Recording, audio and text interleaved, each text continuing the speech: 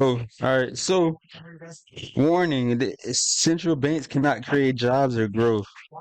Central banks now have 30 years worth of monetary insanity under their belt. So let's see what it's saying. The ultra wealthy stock market ownership hits a historic high. Share of U.S. stock and mutual funds owned by richest 1% has hit a historic high. Inequality.org. Interesting website link on inequality.org. When you expand this demographic to include the top 10%, total stock ownership rises to 87% of all stocks owned in the U.S. And stocks are pretty much virtual assets. You can't even touch these stocks physically. You feel me? They're virtual assets. Yeah, stocks are virtual assets just like crypto. You can't touch crypto physically. At least gold and silver you could touch physically, and those are physical assets.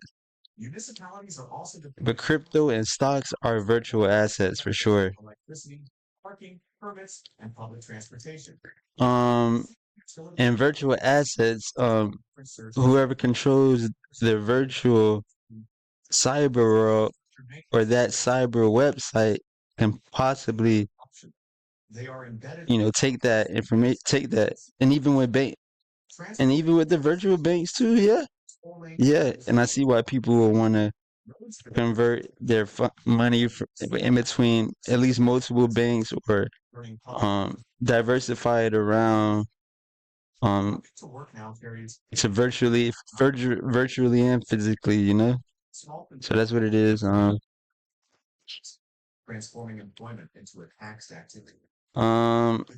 Let's see what else they're saying. Tax surges compress household budgets already damaged by debt, inflation, and stagnant wages. They also accelerate migration out of high. So let's see. Which in turn deepens municipal deficits. I think they said something interesting. They said that as essential services degrade despite higher taxes, public trust erodes. All right, so we're in a K-shaped economy. Yeah, like 10% of consumer driving almost all of economic growth. So only the top 10% of consumers are driving almost, or the top 10 wealthiest, richest people are driving almost all of the economic growth. The bottom 90%, which owns only 13% of stocks, is being left behind, they're saying, as incomes has failed to keep up with the rise of cost of everything. Now, the cost of everything is mainly rent out of control. Rent just went hyperbolic out of control almost everywhere in the U.S.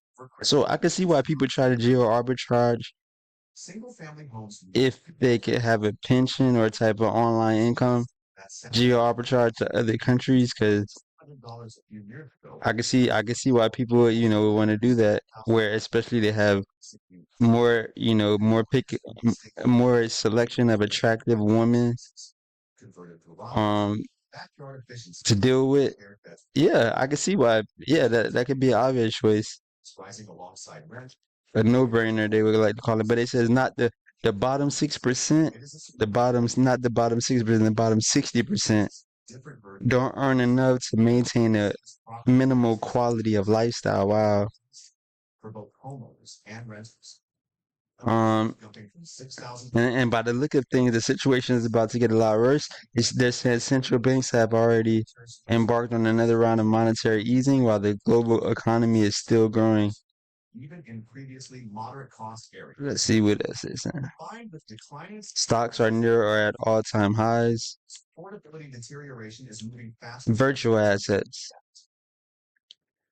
Or are they really assets? Are they really assets? The physical assets are more of an asset than virtual, I would say, for the most part.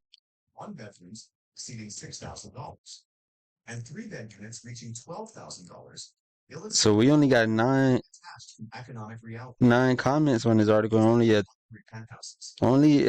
close to 2,000 views. That's about it. A little less than 2,000. Presence of monthly rents approaching $30,000 for top floors shows how far the region has drifted from any reference. Graham Summers, NBA chief market strategist, Phoenix Capital Research. Let's see what the comments. The three comments it says. Move-in fees exceeding $5,000. Oh, we got a 6-0 comment by the Upers warning central bankers cannot create jobs or growth. Rolling on the floor laughing at someone is just not figuring this out. Wow. Central banks. An increasingly polarized economic landscape where only extreme health or extreme sacrifice. They can't create jobs or growth, but they can create inflation on every Affordability is not thing you have to access to trade barter for. The urban core of the U.S. is transforming into a system where normal workers cannot live, grow, or survive without severe financial compromise, signaling a nationwide urban unraveling. The collapse of urban affordability has triggered a deeper, more corrosive fallout. The unraveling of the middle class at an emotional, psychological, engaging level. Economic pressure has reached a point where it no longer So let's see what else they're saying in the comments. identities. Hmm.